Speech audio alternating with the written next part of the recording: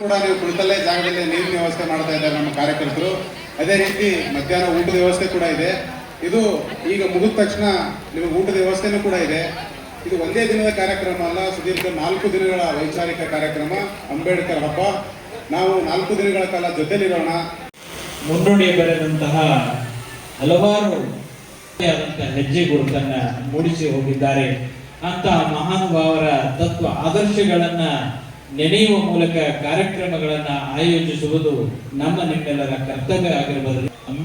ಬಾಬಾ ಸಾಹೇಬ್ ಅಂಬೇಡ್ಕರ್ ಅವರ ಹಾಗೂ ಜೊತೆಗೆ ವೇದಿಕೆ ಮೇಲೆ ಉಪಸ್ಥಿತರಿರುವುದರಿಂದ 6 ಜನ ಮಹನೀಯರಿಗೆ ಜ್ಯೋತಿಬಾ ಅವರ ಪ್ರಶಸ್ತಿಯ ವಿಭಜನೆ ನಮ್ಮ ಬಳಿಗೆ ತಪ್ಪಾದ ನೀರು ಬಂದಿದೆ ಅಂತ ಅನ್ಕೋತಾ ಇದ್ದೀನಿ. ಸ್ವಲ್ಪ ಹೊತ್ತು ತಾವು ಆರಂಭಿಸ್ತಾ ಇದ್ದೇವೆ. ಕುಡೋಲ್ ಗ್ರಾಮದಿಂದ ಬರ್ತಕ್ಕಂಥ ಬೈಕ್ ರ್ಯಾಲಿಗಾಗಿ ನಾವು ಕಾಯ್ತಾ ಇದ್ದೇವೆ. ಇಲ್ಲೇ ಇದ್ರೆ ನಾವು ಇನ್ ಟೈಮ್ದಲ್ಲಿ ಕಾರ್ಯಕ್ರಮ ಪ್ರಾರಂಭ ಮಾಡ್ತಿದ್ವಿ. ಬಿಸಿಲಿನ ನಮಗೆ ಒಳ್ಳೆ ವಿಚಾರವಾದಿಗಳು, ಬುದ್ಧಿಜೀವಿಗಳು, ನಾಡಿನ ಪ್ರಮುಖರು ನಮ್ಮ ಜೊತೆಲಿದ್ದಾರೆ. ಈ ದಿನ ನಮ್ಮ ಬಿಡುಗಡೆಗೆ ಶ್ರಮಿಸಿರ್ತಕ್ಕಂಥ ಅಕ್ಷರದಾತ ಮಹಾತ್ಮ ಜ್ಯೋತಿಬಾ ಫುಲೆ ಅವರ ಜನ್ಮದಿನ. ಆ ದಿನದಂದು ನಾವು ಬಾಬಾ ಸಾಹೇಬ್ ಅಂಬೇಡ್ಕರ್ ಹಬ್ಬಕ್ಕೆ ಚಾಲನೆ ಕೊಡ್ತಾ ಇದ್ದೇವೆ. ಬಾಬಾ ಸಾಹೇಬ್ ಅಂಬೇಡ್ಕರ್ ಅವರು 1939 ಏಪ್ರಿಲ್ 11ರಂದು ವಿಜಯಪುರ ಜಿಲ್ಲೆಗೆ ಭೇಟಿ ಕೊಟ್ಟಿರ್ತಕ್ಕಂಥದ್ದನ್ನು ಅವಿಸ್ಮರಣೀಯವಾಗಿ ನಾವು ಉಳಿಸಬೇಕಾಗ್ತದೆ. ಅದಕ್ಕಾಗಿ ಏಪ್ರಿಲ್ 11ರಿಂದ ಅಂಬೇಡ್ಕರ್ ಹಬ್ಬಕ್ಕೆ ನಾವು ಚಾಲನೆ ಕೊಡ್ತಾ ಇದ್ದೇವೆ. ಅದು ಜ್ಯೋತಿಬಾ ಫುಲೆ ಅವರ ಜನ್ಮದಿನ ಕೂಡ. ಅದಕ್ಕಾಗಿ ಎರಡನ್ನೂ ಜೋಡಿಸಿ ನಾವು ಅಂಬೇಡ್ಕರ್ ಹಬ್ಬಕ್ಕೆ ಚಾಲನೆ ಕೊಡ್ತಾ ಅಂಬೇಡ್ಕರ್ ಹಬ್ಬವನ್ನು ಅರ್ಥಪೂರ್ಣವಾಗಿ ಆಚರಿಸೋಣ. ನಮ್ಮ ಜೊತೆಯಲ್ಲಿ ನೀವೆಲ್ಲರೂ ಇರಬೇಕು. ಒಳ್ಳೆ ಮನಸ್ಸುಗಳು ಕೂಡಿಕೊಂಡು ದೇಶ ಕಟ್ಟುವ ಕೆಲಸಕ್ಕೆ ನಾವೆಲ್ಲರೂ ಕೂಡ ಜೊತೆಲಿ ಆಗೋಣ ಅಂತಕ್ಕಂಥ ಮಾತನ್ನು ಹೇಳ್ತಾ, ಇನ್ನೇನು 5 ರಿಂದ 10 ನಿಮಿಷದಲ್ಲಿ ರ್ಯಾಲಿ ಬಂದು ತಲುಪ್ತದೆ. ರ್ಯಾಲಿ ಬಂದ ತಕ್ಷಣ ನಾವು ಅಧಿಕೃತವಾಗಿ ಕ್ರಾಂತಿ ಗೀತೆಗಳನ್ನು ಹಾಡೋದ್ರ ಮುಖಾಂತರ ಈ ಹಬ್ಬಕ್ಕೆ ಚಾಲನೆ ಕೊಡೋಣ ಅಂತಕ್ಕಂಥ ಮಾತನ್ನು ಹೇಳಿ, ಈಗ ನೀವೆಲ್ಲರೂ ಕೂಡ ನಿಮ್ಮ ಕುಳಿತಿರ್ತಕ್ಕಂಥ ಜಾಗದಲ್ಲಿ ಜಯ ಭೀಮಾ ದಲಿತರ ಭಾಗ್ಯದಾತ ಎಲ್ಲಿರುವೆ ಜಯ ಭೀಮಾ ದಲಿತರ ಭಾಗ್ಯದಾತ ದಲಿತರ ಪ್ರಗತಿಗೆ ಹಗಲಿರುವೆ ಸಾಕಾಯ್ತು ದಲಿತರ ಸಹವಾಸ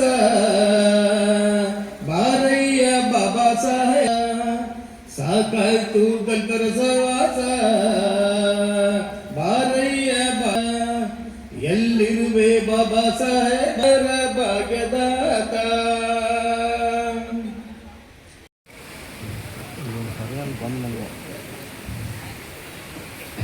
ಈಗ ಕಾರ್ಯಕ್ರಮದ ಉದ್ಘಾಟನೆಯನ್ನ ಡಾಕ್ಟರ್ ಬಾಬಾ ಸಾಹೇಬ್ ಅಂಬೇಡ್ಕರ್ ಅವರ ಭಾವಚಿತ್ರ ಹಾಗೂ ಜ್ಯೋತಿಬಾ ಫುಲೆ ಅವರ ಶರೀಫ್ ಅವರ ಜೊತೆ ವೇದಿಕೆ ಗಣ್ಯರೆಲ್ಲರೂ ಪುಷ್ಪಾರ್ಪಣೆ ಮಾಡುವುದರ ಮೂಲಕ ಈ ಕಾರ್ಯಕ್ರಮವನ್ನು ಉದ್ಘಾಟಿಸಬೇಕಂತೇಳಿ ವಿನಂತಿಸುವ ಹಕ್ಕಾಗಿದೆ. ಹೀಗಾಗಿ ಇನ್ನು ಕೆಲವೇ ಕ್ಷಣಗಳಲ್ಲಿ ಅವರ ಸಂಗೀತ ಪರಿಕರಗಳನ್ನ ಸರಿಪಡಿಸಿಕೊಳ್ಳುವ ಒಳಗಾಗಿ ಮಾನ್ಯ ಮಹೇಶ್ ಪೋದಾರ್ ಸರ್ ಅವರು ಮತ್ತೊಂದು ಹಾಡನ್ನ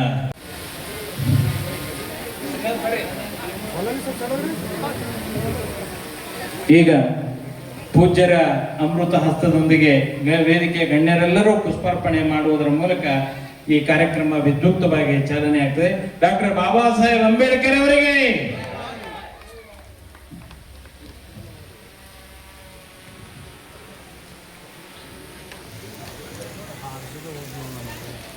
ಎಲ್ಲರೂ ಇಲ್ಲಿ ನೋಡಿ, ಇಲ್ಲಿ ಸ್ಟ್ರೇಟ್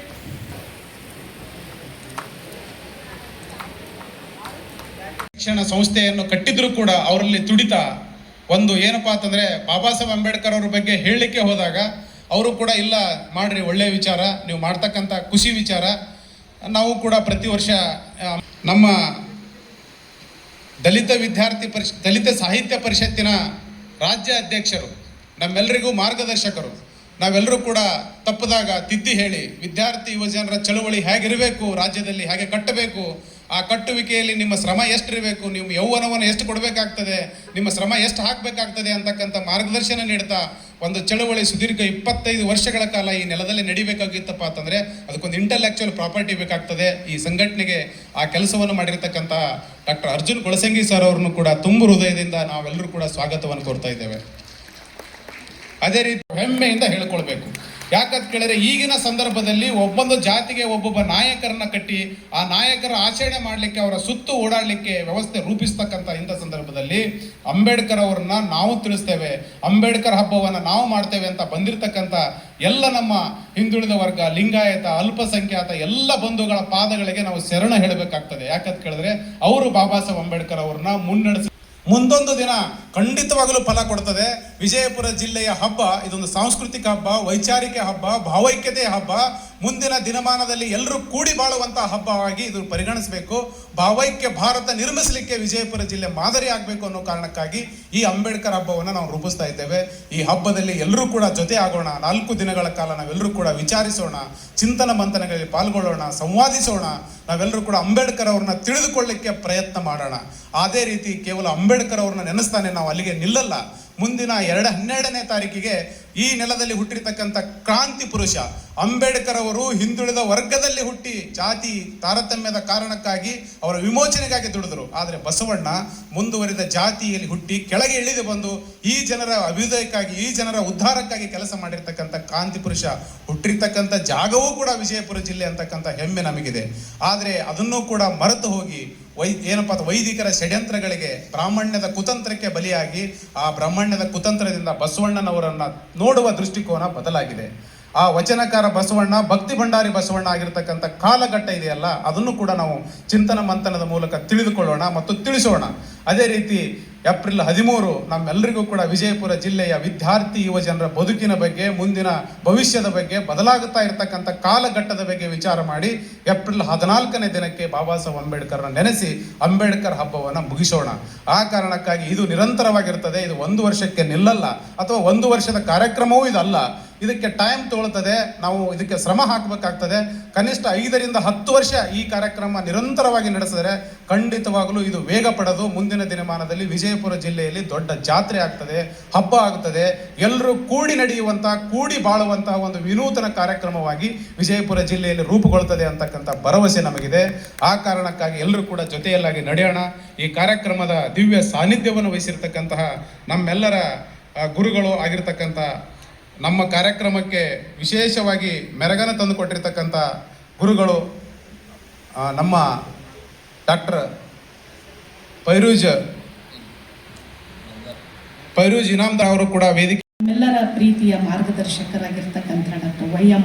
ಭಜಂತ್ರಿ ಸರ್ ಅವರೇ ಮತ್ತು ಈ ಕಾರ್ಯಕ್ರಮದ ಅಧ್ಯಕ್ಷತೆಯನ್ನು ಎಲ್ಲ ಸಾಧಕರೇ ಹಾಗೂ ಇಲ್ಲಿ ಸೇರಿರ್ತಕ್ಕಂಥ ನನ್ನೆಲ್ಲ ಆತ್ಮೀಯ ಬಂಧುಗಳೇ, ನಿಮ್ಮೆಲ್ಲರಿಗೂ ಮತ್ತೊಮ್ಮೆ ನನ್ನ ಜೈ ಭೀಮಗಳನ್ನು ಹೇಳೋದಕ್ಕೆ ಇಚ್ಛೆ ಪಡ್ತೇನೆ. ಆತ್ಮೀಯ ಬಂಧುಗಳೇ, ಇವತ್ತು ಭಾರತ ದೇಶದಲ್ಲಿಯೇ ಜನಸಾಮಾನ್ಯರಿಂದ ಮಹಾತ್ಮ ಅಂತ ಅನಿಸ್ಕೊಂಡಿರ್ತಕ್ಕಂತಹ ಮಹಾತ್ಮ ಜ್ಯೋತಿಬಾ ಫುಲೆಯವರ ಹುಟ್ಟುಹಬ್ಬ ಜಯಂತಿ ಶಿಕ್ಷಣ ಕ್ಷೇತ್ರದಲ್ಲಿ ಒಂದು ಹೊಸ ಕ್ರಾಂತಿಯನ್ನು ಮಾಡುವುದರ ಮೂಲಕ ಒಂದು ವರ್ಗಕ್ಕೆ ಸೀಮಿತವಾಗಿರ್ತಕ್ಕಂಥ ಶಿಕ್ಷಣವನ್ನು ಜನಸಾಮಾನ್ಯರ ಮಡಲಿಗೆ ತಂದಿರತಕ್ಕಂಥ ಕೀರ್ತಿ ಅದು ಮಹಾತ್ಮ ಜ್ಯೋತಿಬಾ ಫುಲೆಯವರಿಗೆ ಸಲ್ಲಬೇಕು ಅಂತ ಈ ಸಂದರ್ಭದಲ್ಲಿ ನಾನು ಹೇಳೋದಕ್ಕೆ ಇಚ್ಛೆ ಪಡ್ತೇನೆ. ಈ ದೇಶದಲ್ಲಿ 2 ಜನರು ಶೋಷಣೆಗೆ, ಅತಿ ಹೆಚ್ಚು ಶೋಷಣೆಗೆ ಒಳಗಾಗಿರ್ತಕ್ಕಂಥ ಜನ. ಒಂದು ದಲಿತ ವರ್ಗ, ಇನ್ನೊಂದು ಮಹಿಳಾ ವರ್ಗ. ಈ ದಲಿತ ವರ್ಗವನ್ನು ಮತ್ತು ಈ ಮಹಿಳೆಯರನ್ನು ಶಿಕ್ಷಣದಿಂದ, ಉದ್ಯೋಗದಿಂದ, ಅವಕಾಶಗಳಿಂದ ವಂಚನೆ ಮಾಡ್ತಕ್ಕಂಥ ಬಹಳ ದೊಡ್ಡ ಹುನ್ನಾರ ಈ ದೇಶದಲ್ಲಿ ಮನುವಾದಿಗಳು ಅವತ್ತಿನಿಂದ ಇವತ್ತಿನವರೆಗೂ ಮಾಡ್ತಾನೆ ಬಂದಿದ್ದಾರೆ. ನಾವು ಭಾರತದ ಚರಿತ್ರೆಯನ್ನು ಅಧ್ಯಯನ ಮಾಡಿದ್ದೇ ಆದರೆ ಈ ದೇಶದಲ್ಲಿ ಮಹಿಳೆಯರಿಗೆ, ದಲಿತರಿಗೆ ಹಕ್ಕನ್ನು ಕೊಟ್ಟವರು ಯಾರು ಅಂತ ಹೇಳಿದರೆ ಕ್ರಿಸ್ತಪೂರ್ವ 6ನೇ ಶತಮಾನದಲ್ಲಿ ಗೌತಮ್ ಬುದ್ಧರು. ಬುದ್ಧನ ಚರಿತ್ರೆಗಳನ್ನು ನೀವು ಓದ್ರಿ.